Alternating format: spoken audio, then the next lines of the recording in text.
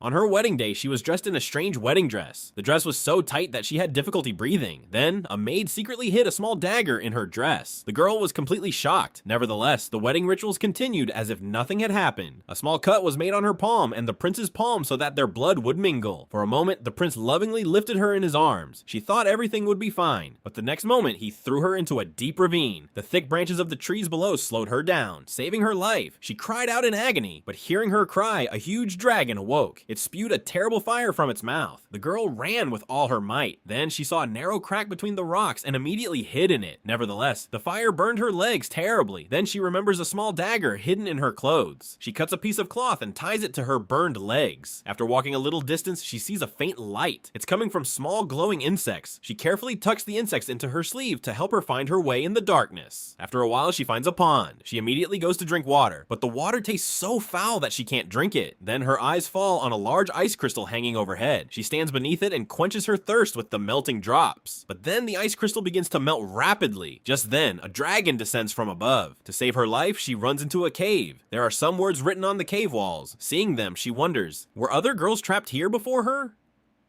Suddenly, a sharp pain erupts throughout her body. She sees a glowing insect eating away at her wound. In pain, she immediately removes it, but then she discovers that the insect's sticky juice heals wounds quickly. A little while later, she finds a map etched into a stone. She follows the path and arrives at a cave filled with glowing crystals. Seeing the light from above, she conceives a plan. She tears her clothes into long strips, tying them tightly around her arms and legs. Then she hooks an old crown between the crystals and begins her climb. Just then, the dragon reaches the bottom of the valley. Suddenly, a crystal breaks, but somehow she maintains her balance and continues climbing. Finally, she reaches the top, but there, she discovers that the path ahead is blocked. Then she realizes that no girl has ever made it out alive. Then she hears her younger sister's voice. She realizes that her sister has also been brought to be sacrificed. She runs back without delay. On the way, she finds other girls' small weapons. She takes them with her. Then she cuts off her long hair. She ties them into rope-like knots and prepares several traps. When she returns, the dragon is holding her younger sister in its claws. She sets off all her traps at once, drawing the dragon's attention. Seizing this opportunity, she frees her sister. Then they both flee, but the dragon soon catches up with them. While fleeing, she spots a large stone pillar that can change the direction of wind and sand. She deliberately directs the dragon toward it, repeatedly provoking it. Finally, the dragon spews fire, but a strong wind deflects the flames back at her.